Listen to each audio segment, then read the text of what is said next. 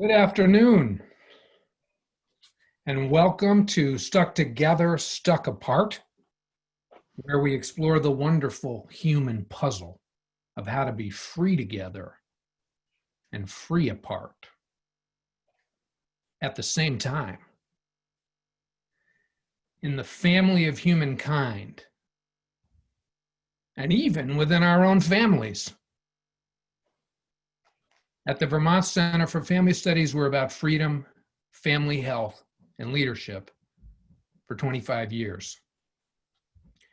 I am Eric Thompson, and I'm the Executive Director of the Vermont Center for Family Studies, and it is my delight to have with me today my colleague, Dr. Walter Howard Smith, Jr. Dr. Smith is a clinical psychologist and a leadership consultant. I think he probably had 10,000 hours in the saddle of child abuse and family by the time he was probably about 35 years old. And he just kept going.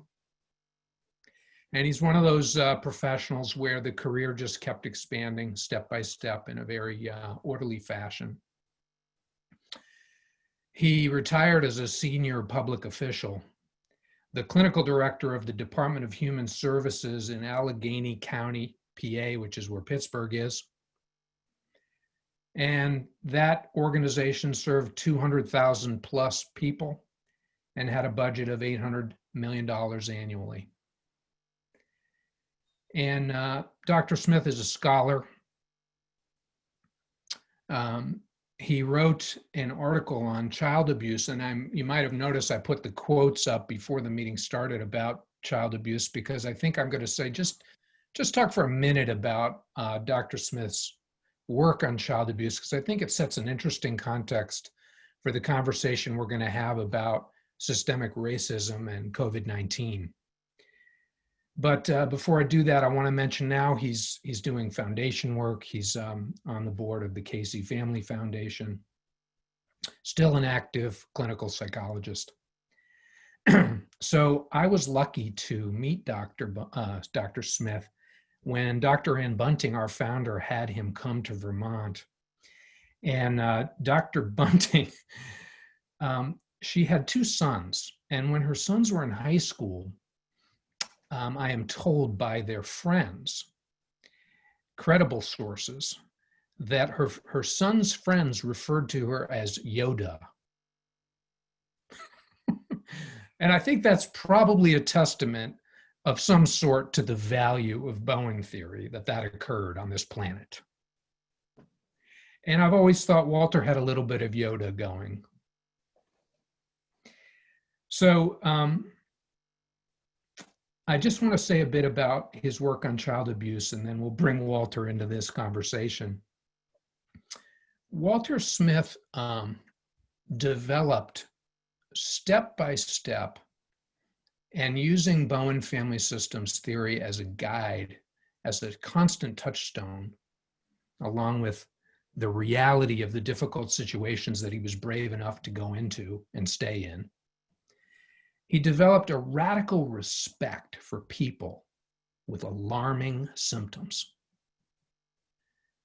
And that involves risk. To respect people with alarming symptoms involves risk, because a lot of people surrounding the problem, in this case, child abuse, are saying, you better do something. And when you're respecting people, you have to see what they think they should do. And he developed an approach that had a radical respect for the family relationships surrounding the phenomenon of abuse, and a passion for not disrupting the foundational relationships that were going to stay with the victim's life all the way. And I have to say, this had a very big impact on me. His seminal paper in 2001, Child Abuse and the Family,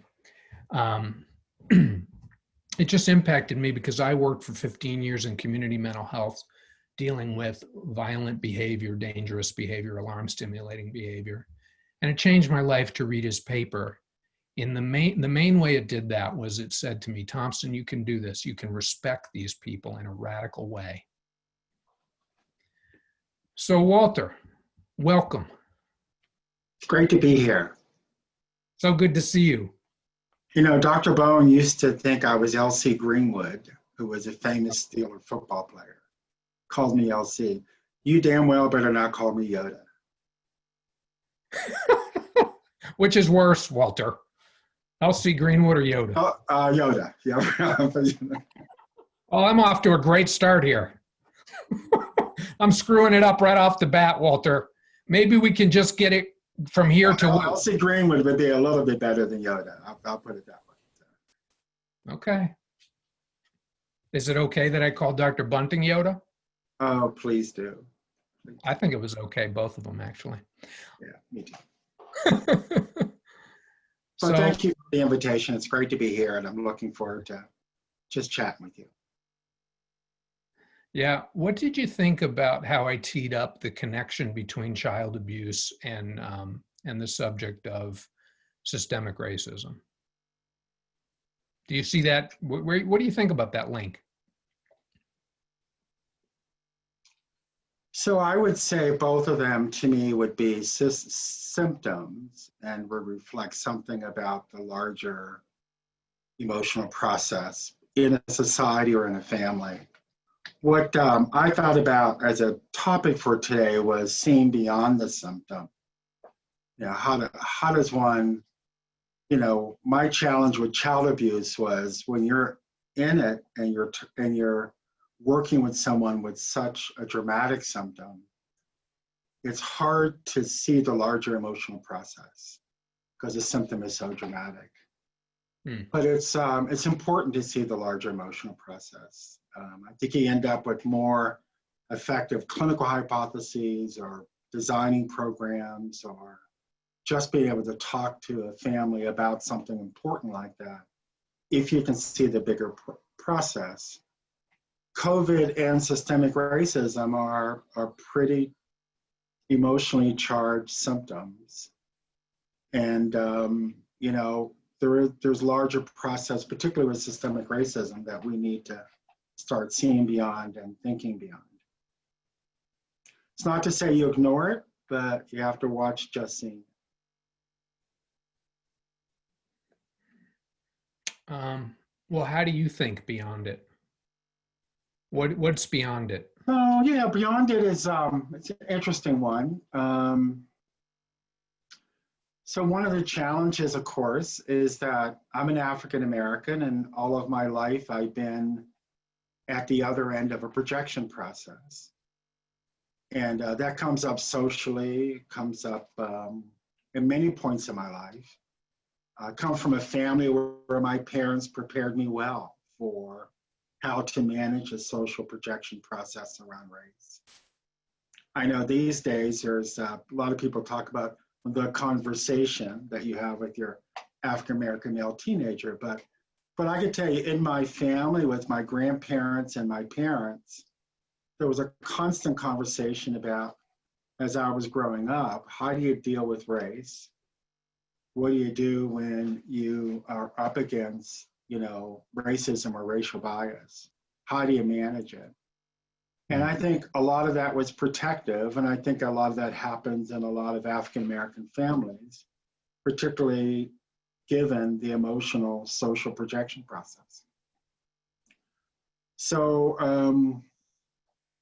I grew up in a family with an older brother who had later developed schizophrenia. So I saw a lot about the projection process.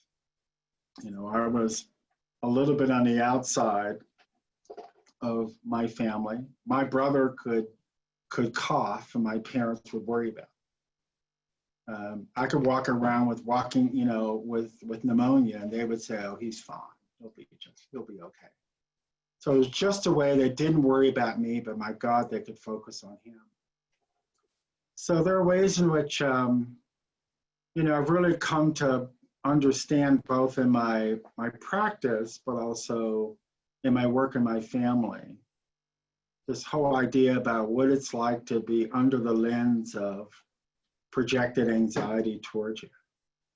And just child abuse certainly represents, kids who are, under the gun because of sex or aggression or other means, neglect, project anxiety toward them, and they end up bearing the brunt of that.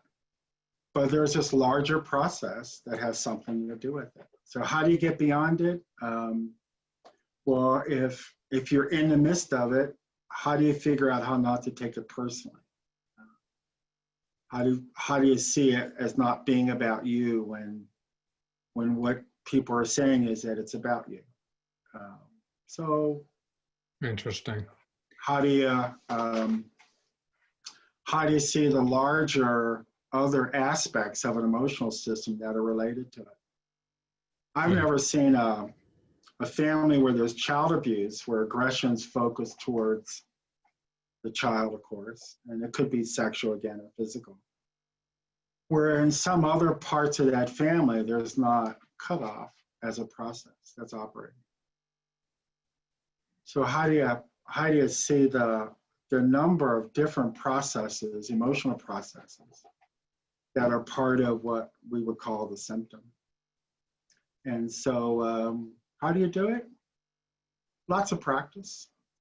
Lots of practice. I had a client early on. I started my child abuse work because I wanted to get a laboratory to study families. And in 1987, it came up as an opportunity to study families. And early on, I had a gentleman and his wife. He had sex with all 5 of his kids and all 7 of his grandkids. And spent some time with he and his wife, and he was able to talk about what went into, all those behaviors, and try to take a look at the family process. But this was early in my work in child abuse, and I remember thinking, damn, sitting there thinking, he's telling me this stuff in detail, and I'm just overwhelmed by the description of it. I mean, it had a really powerful emotional impact. And I was pretty sure I had to figure out how to calm that down if I was going to be able to sort of be helpful and be able to think about it. And but that was a workout. It took me a long time with a number of families. He was somebody that stuck in there with me,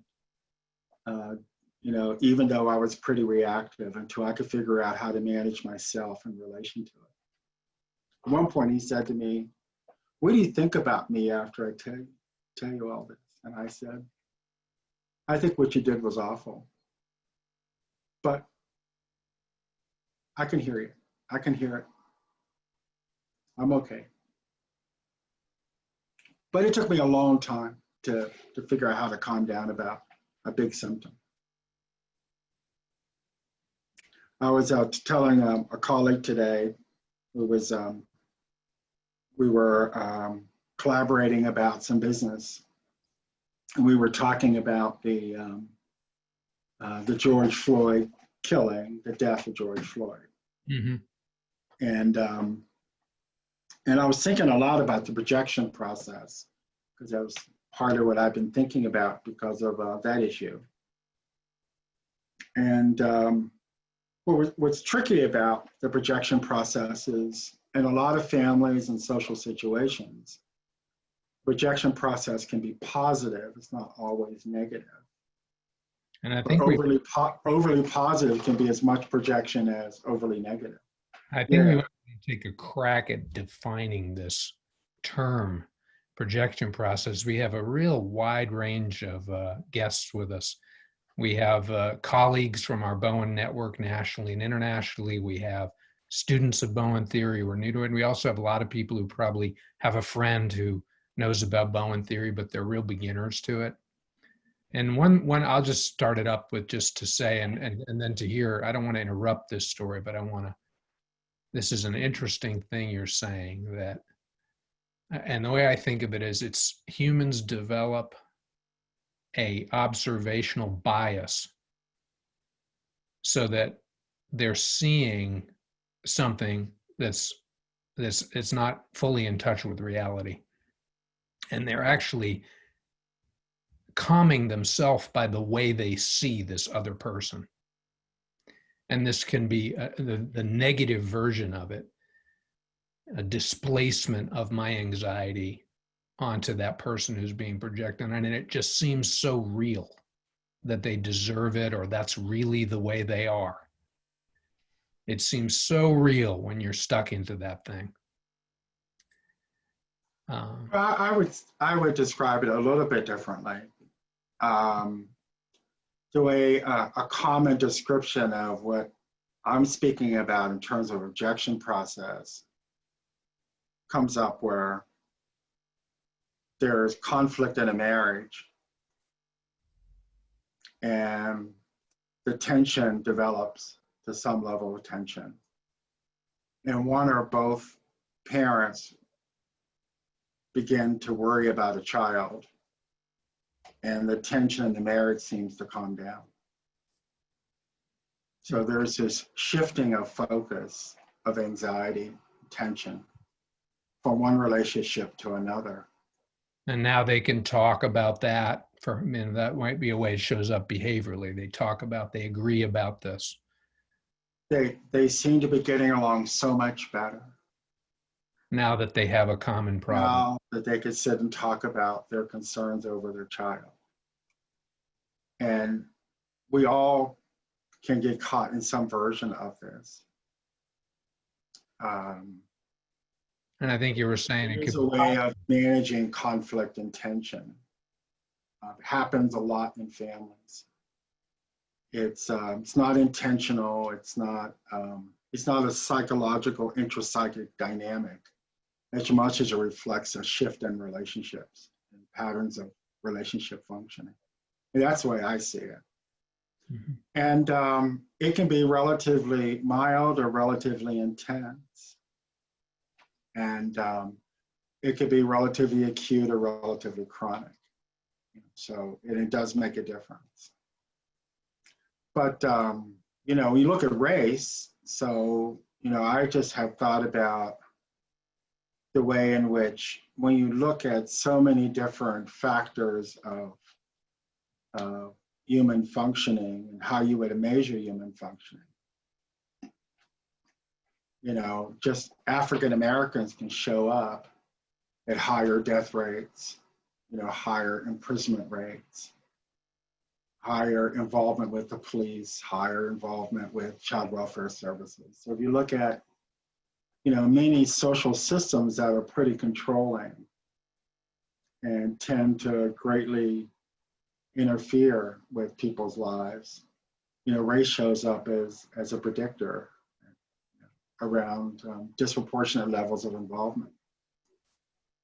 And so it raises this whole issue around race about how much, in this 400-year legacy around slavery and then And then racism and bias, how much is this part of a larger process in society? So it's a big question. Yeah. You know, I've been pulled over by the police any number of times, you know, from the time I started driving to a couple years ago. You know, Hmm. I'm not saying some of that I didn't deserve, and some of that I think had everything to do with, you know, with race. So how people perceive me is shaped by race. Sometimes that impacts the quality of healthcare I've received. Sometimes it's been a focus that's really positive. Someone said to me once when I was doing a presentation, "My God, when I walked in and saw you were Black, I said, he must really be good." Yeah. So, you know, it goes both ways in terms of the Yeah. projection process. It's not always, you know, negative. I mean, That, clearly in child abuse, sometimes the focus on a child is overly positive, mhm. which can do in the child as much as, you know, something that's overly negative. And sometimes we get focused on the negative side. Yeah, I we've said also to her, kind of princes who fail to launch or something like that, and the parents are. It's an anxious process, an anxious positivity toward them. So I wonder, Walter, what do you think is stabilized by racism? If I'm not really sure. So we're going to quickly get to the I don't know on this topic because I don't know. yeah. I know there's a bigger process here, and I know that maybe these recent events will give us an opportunity to see social emotional process, how society works at an emotional level. What are the patterns? What are the relationship forces that may be shaping what we see in society? I mean, if you can get a big symptom and you can just get calm enough about it, like child abuse, you might be able to learn something. But you got to get calm about it, you know. Not easy to do. So COVID-19, which has been a worldwide threat to humans, and been quite a threat here in the United States, maybe provides an opportunity for us to see something about social emotional process. And I think it'll be interesting. I don't know exactly what we're going to learn, what there is to see, but I think it'll be interesting. And then recently you have this incident with George Floyd, his death, Hmm. and there's this relatively large social reaction to it, response to it, which is another opportunity to learn something about social emotional process. So it raises a lot of questions for me, like did the disease COVID-19 absorb so much social anxiety that when George Floyd was killed, we could see that differently? Because before George Floyd killing, there are lots of African American men killed by the police. I mean, we saw lots of videos. So what was different about it this time? Well, it might be that the virus had something to do with absorbing enough social focus and anxiety that we could see it differently or expose it differently. A woman said to me once, I said, you know, you've been living with your husband beating your daughter for a long time. Why did you finally put your foot down? And she said, you know, after my mother died, I just decided I'm not putting up with that crap anymore. You know, so there's those kind of shifts that occur that you see in families. So these are just questions I have, like, you know, is there an upside to COVID besides being just a threat? You know, it's been quite a threat. I think there's some mature ways and immature ways we've gone about trying to manage it. But it's become quite a focus, social focus, and maybe that allowed for us to see George Floyd's death a bit differently. Certainly the marches and the protests appear different. Interesting. They certainly have been massive, large. We have this sudden shift and America's idea about policing. How long it'll last, I don't know. These things don't tend to last long in America, but you know, it'll be interesting to see if this shift is something that endures. I was thinking, Walter, you probably had a lot of relationships with the police in your professional career. Were they, in some sense, partners, or were they sitting at the table? Did you get to know the senior people who were policing Pittsburgh?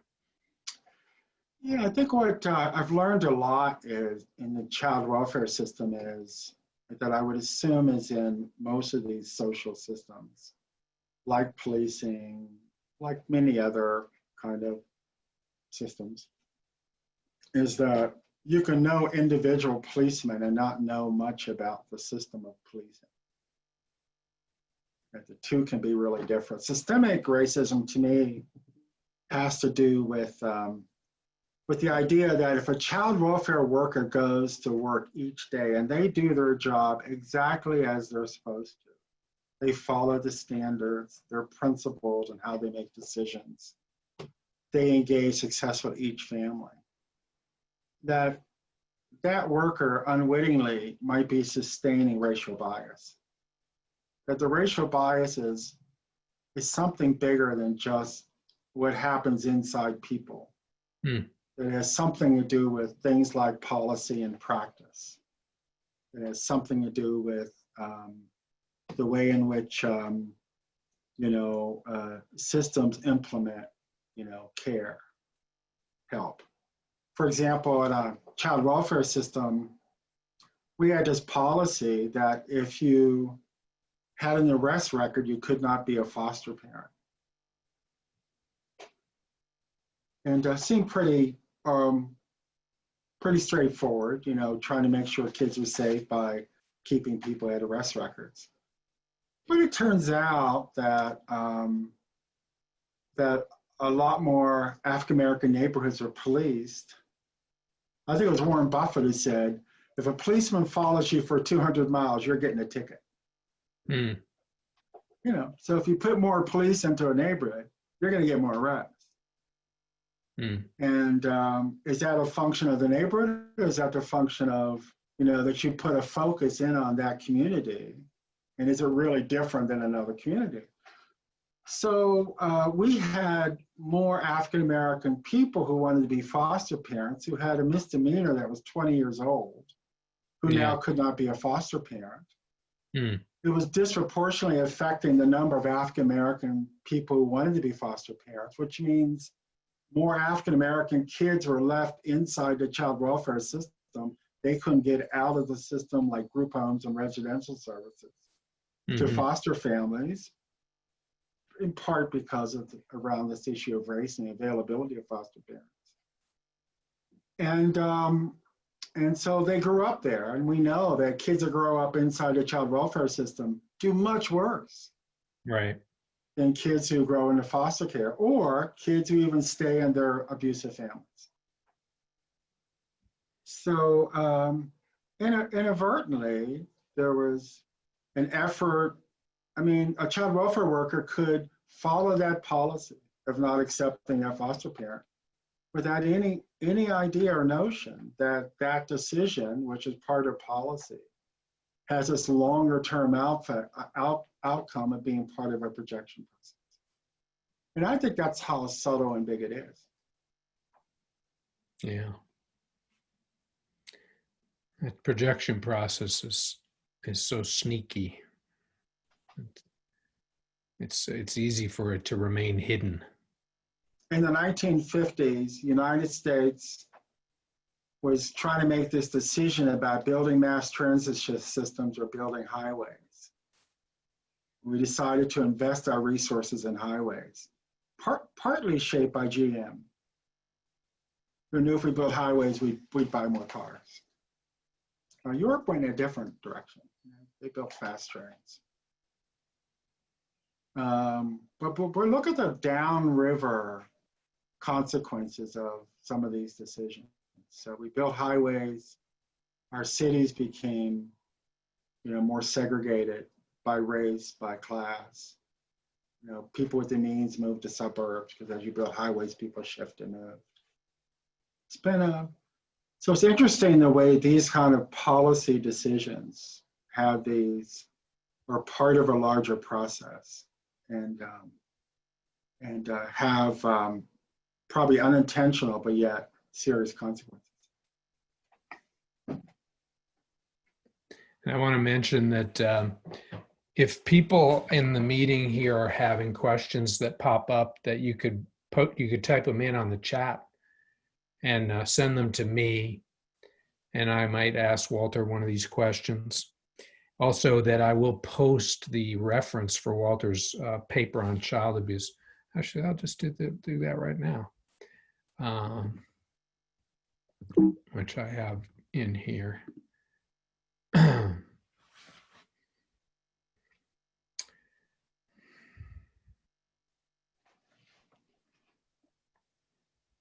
Did you get a lot of pushback on this idea, Walter, of a more, I would call it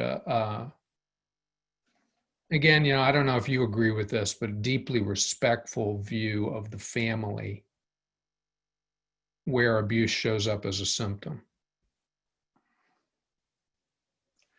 I think generally pushback from different directions and a lot of people who kind of understood the importance. My effort when I was in the child welfare system as child welfare director was a shift responsibility for who decided or determined a plan that family needed to enact to keep the child safe, to shift responsibility for that from the child welfare worker coming up with it. So a worker would come in, do an assessment, and tell the family, but shift that to the family. And I think empower them with the responsibility and also the freedom to find their way along this path back to safety and back to protection of the children. Yeah, there were many families that said thank you to that, by the way. It wasn't like, people said, oh, thank you for letting me be the ones that decided. It was pretty pushback from the families and pushback from the staff. These families can't make this decision. Of course, they found out pretty quickly that many of these families were pretty good at making plans for what they needed to do in order to keep their kids safe. Of course, part of that strategy was to involve extended family members and sometimes neighbors and other people. So it wasn't just right. the same people who were coming into the system, but actually other parents. It's one of the things I worked on when I worked in community mental health, and it was rural Vermont, poor white people, and developing the ability to see capacity, talk to capacity, instead of, seeing a person who, I had to hold together or fix. The system had to hold together, or we had to fix them. We had to make them stop what they were doing or start doing something else. And that was a wonderful journey, kind of freeing on my end. And I wonder, you did a lot of walking in that direction. Where do you see the link between that and systemic racism, if you do see one? Yeah, I would just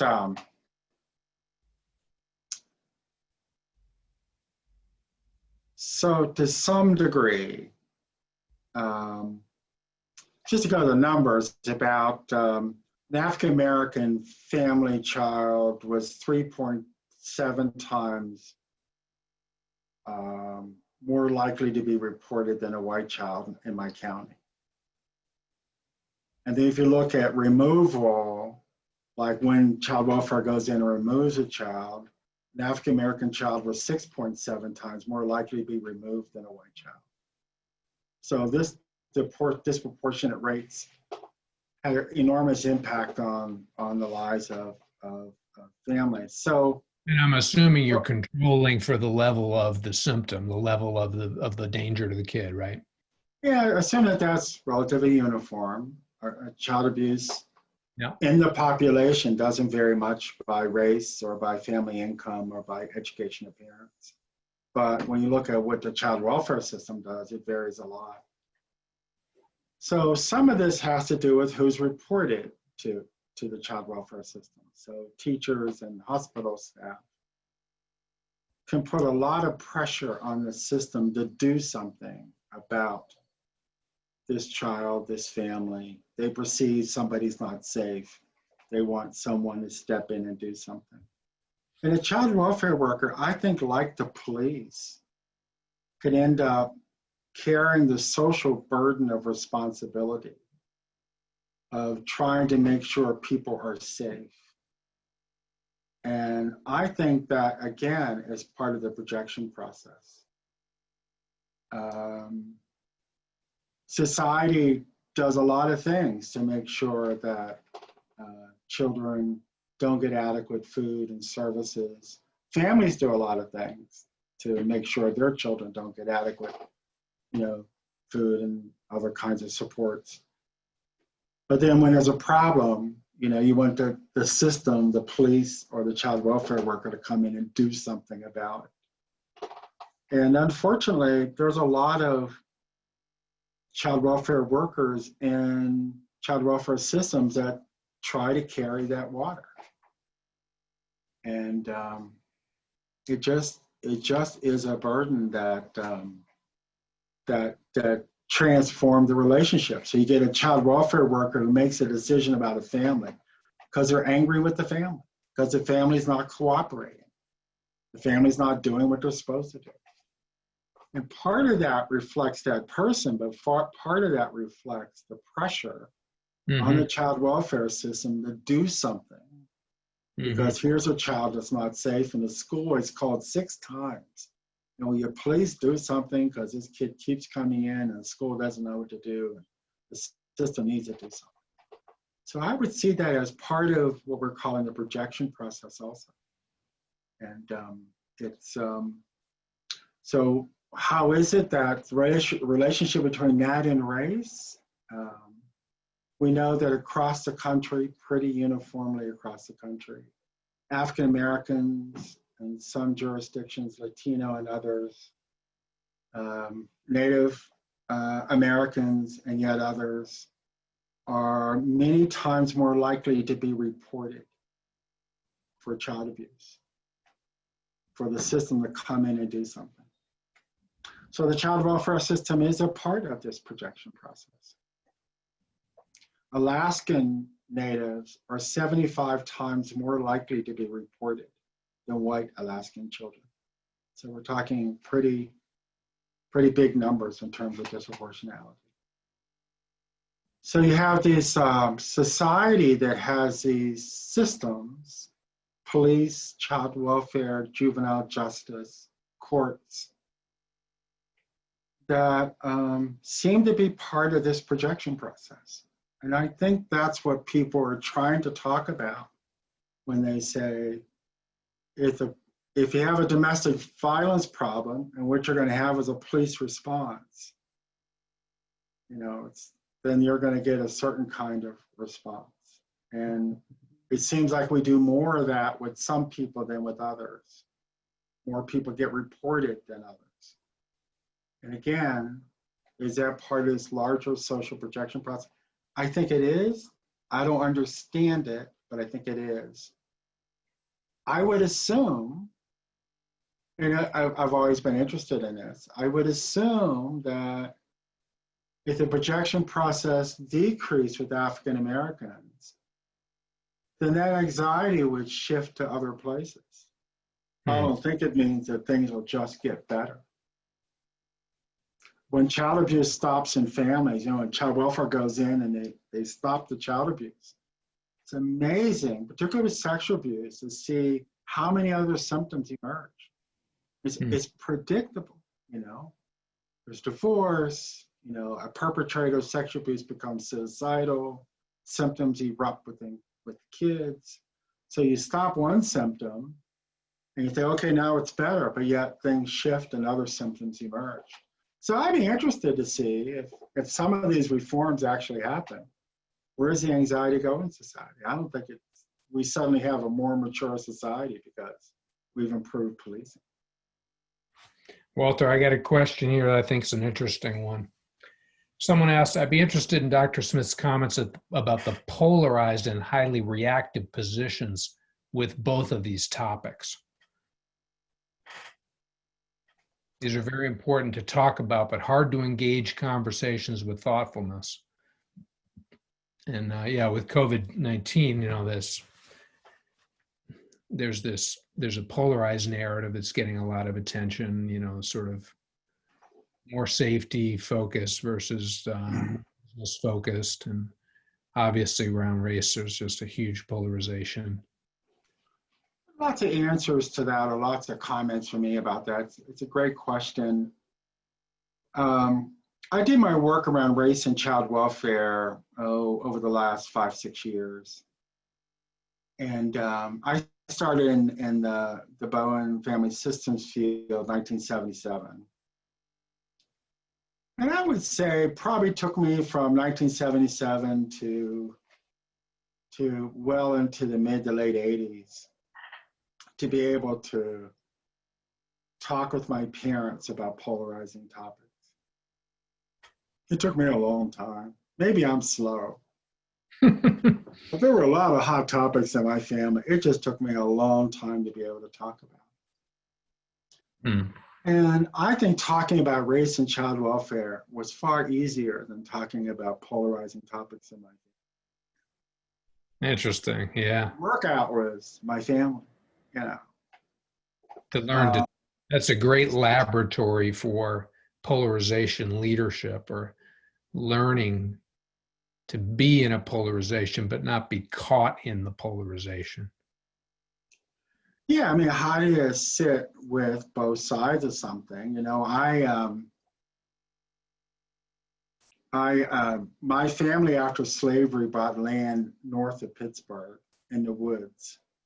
And then later it became the white suburbs. So when I went to high school with, 2,000 kids in high school, and there were 16 of us that were African American, so it was a pretty small group. And early on, we had the clickers and the hoods in those days, and the clickers were the rich kids and the hoods were the poor kids. Okay. And I ended up being most personable in my high school class because I figured out how to get along with everybody. How do you stand on the edge of cusp of groups? Being able to connect with different ones and get in. You know how to relate to the hoods? Well, I connected with the hoods and I connect with the clickers. I did make a mistake. I got wire rim glasses at one point, and the hoods thought I was a hippie at that point. And John Lennon style? Yeah, there was like, you black hippie, I didn't know we had black hippies, that kind of thing. And I had to get neutral about that. So anyway, in my family, my brother was clearly the focus. And I probably had more ability to be 1 foot in and 1 foot out. I could be on the edge with the family. Certainly, lots of other places in my professional life, the position I've tried to be in is how to be connected, but how to also stand a bit on the outside. And that gets tricky when you're the director of 600 people, but there's ways of doing that. Like I always would hire a lot of oldest people below me because they always wanted to be in charge of things and run things. And that was great because they could run things and I could be a little bit on the outside, How does this being a little bit on the outside relate to that skill of talking about polarized topics more successfully? I think when you're in a polarized topic, you got to figure out how do you connect with each side. Yeah. See each perspective. But also not get your butt caught on the inside of that perspective. You know what I mean? Like, well, you could jump from one inside back to the other inside like a chameleon, rather than connecting to both sides and really truly being neutral. One of my favorite staff, and I always quote Michael Flynn. I don't know where Michael is these days, but Michael used to say in working with sex offenders, the hardest part about working with a sex offender is dealing with the part of you that's like the sex offender. And I thought that was pretty good, because it's easy to get into a polarization with someone that has sex with kids. But how do you get connected enough that you can see yourself there, but not be there? Which I think is pretty good. So when we talked about race and child welfare, This is hard to pull off about race in the U.S., isn't it? yeah, I met with about 1,300 people before I started the project because you can't make change unless you're connected. So I worked on getting connected with the courts and with my staff and with all the different parts I thought there might be resistance. And how do you stand up there and talk about race and stay neutral about it? When you're an African American, how do you do that? Because you can already see you at one perspective. And when I say that, you get Black people say, Walter, you're being too good to the white people. And you get white people say, Walter, you don't really understand my perspective. So you can get both sides of that going. So that was pretty tricky. But that was far easier to do than working this out with my parents, which I thought that was the work. Wow. So true.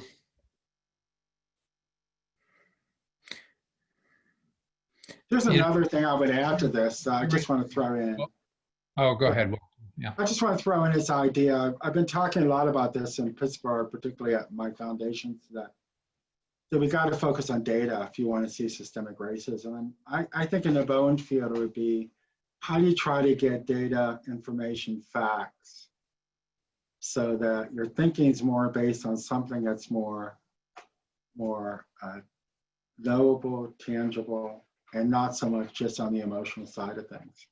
So we calculated people's racial bias scores, disproportionality scores. We could do it for every worker unit, every office. I had 600 staff, about 325 workers. And we could actually give them over the last year, how were their decision making, how was it biased? And we did that for offices more than individuals. And that data was really helpful, because what we found was an office where there was mostly African-American staff were just as racially biased, if not a little bit more, than offices where there were mostly white staff. And it was really important to show that the racial bias wasn't about the individual person, but it was about the practice. That's very interesting. I have thought, humans are racist because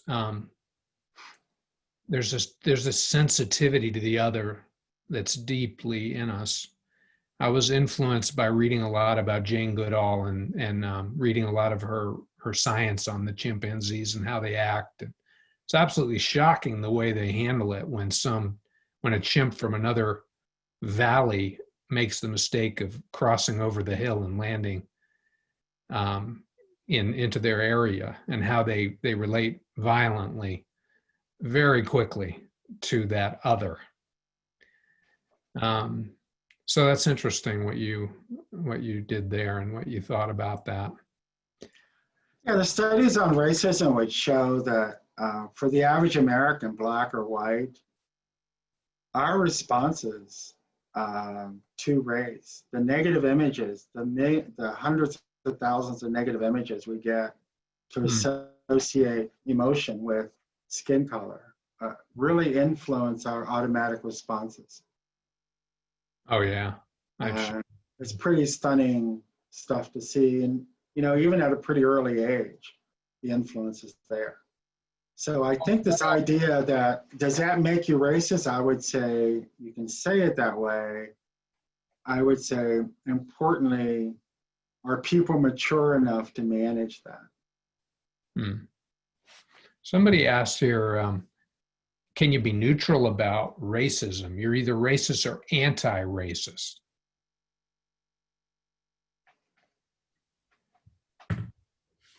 I would start with the assumption we're all there, that none of us are neutral about race in this country. But do you have the maturity enough to own it, take responsibility for it? Even an anti-racist is in that. I would say so. Mm-hmm. And can you, I was saying this to a colleague the other day.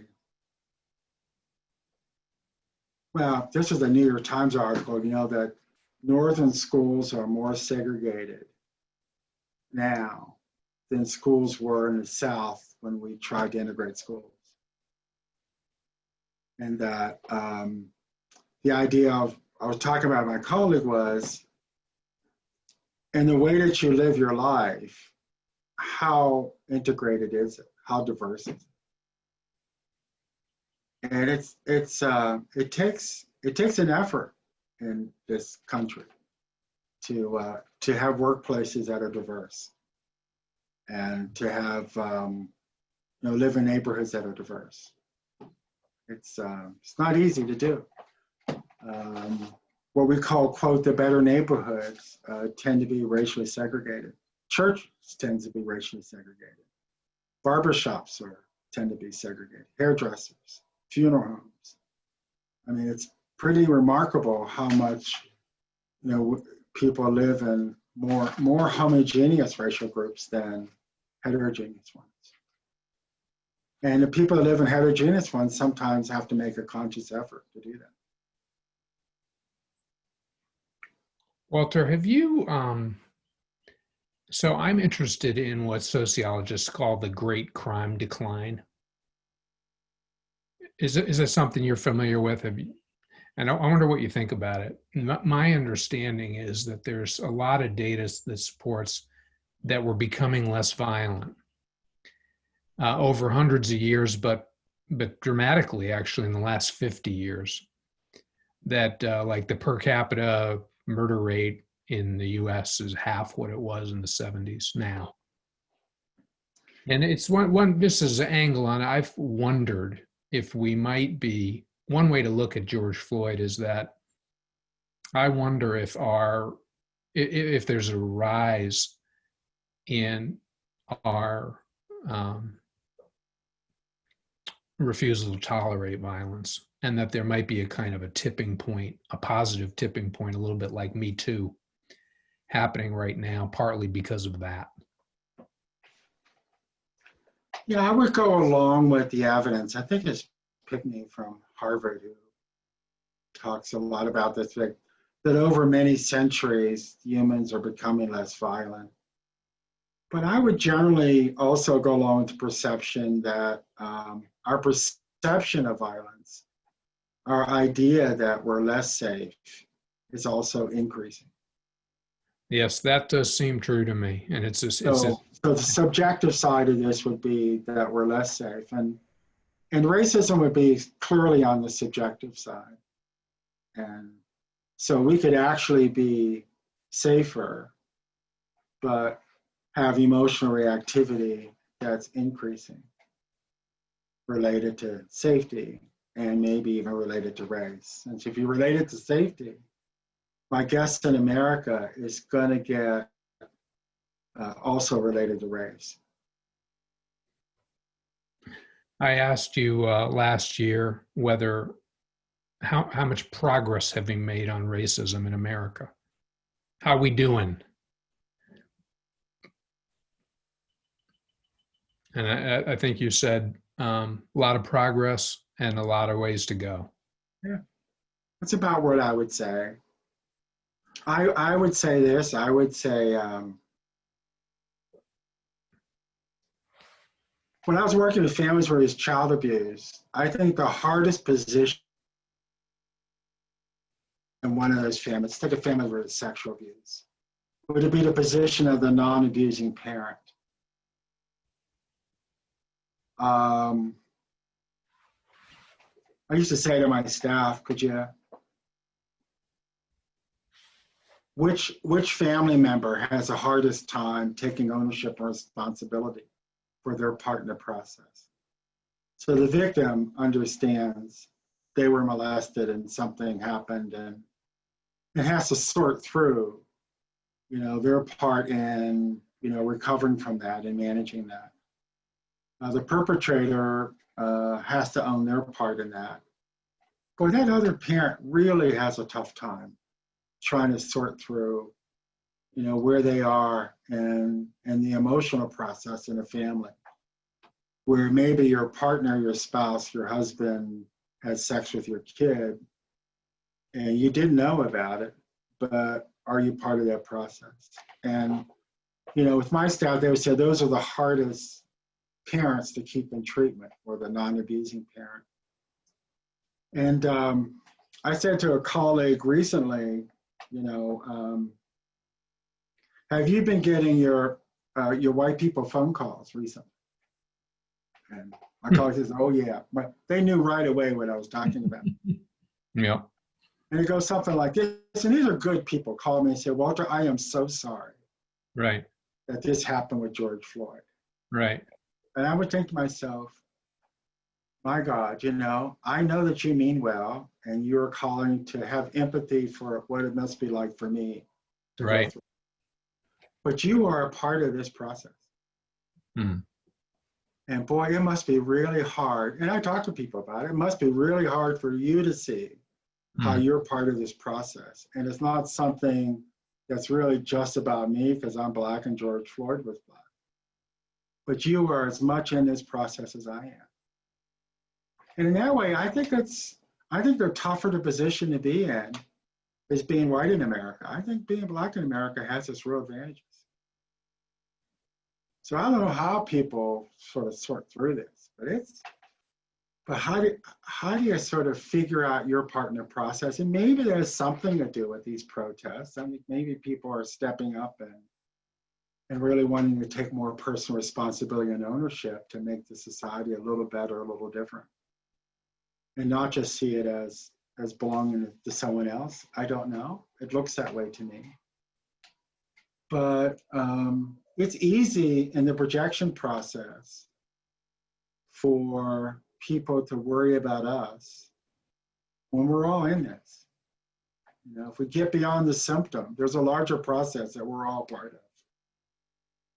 And our issues around race really cost us a lot.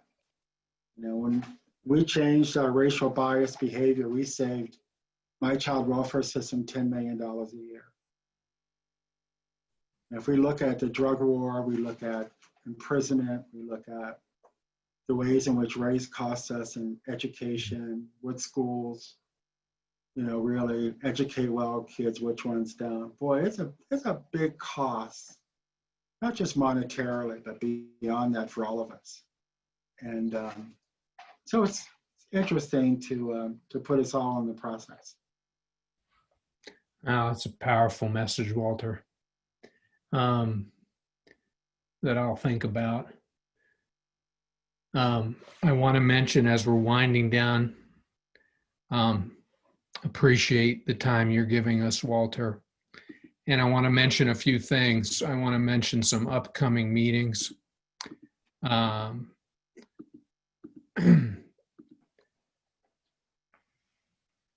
Dr. Fred Travis is a neuroscientist who is, very strong publications for many, many decades, and he's got something to say about prejudice. He works at Maharishi International University and is very interested in stress, and is also interested in the higher functioning aspects of the brain and higher brain integration.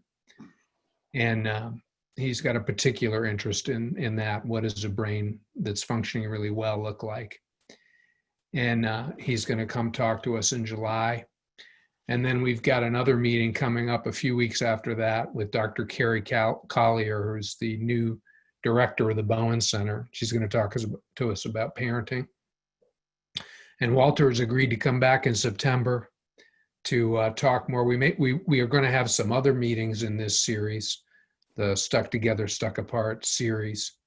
But these are some of the ones we're looking towards. And I do want to thank our sponsor, Pomelo Real Estate, for allowing us to do these. Vermont Center for Family Studies really runs on a lot of volunteer energy. And we do this on a shoestring. And so if you're appreciating these programs or the program we've had today, and you're inspired to give to us, we'd appreciate your support. We've got a new website, vermontcenterforfamilystudies.org. famitherapies.org. And if you support us, this is what we do with it. We train family therapists and advisors with the goal of strengthening families.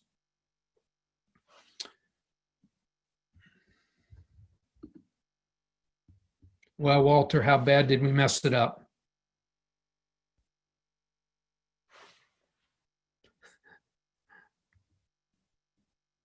I can't hear you right now. I don't know if you're muted. Well, coming to the end, just want to thank you again, Walter. You've said a lot of very interesting things. I don't think you provide easy answers, but you ask provocative questions. And it's an interesting perspective that you've shared with us. Thank you for the invitation. Much appreciated, Eric. All right.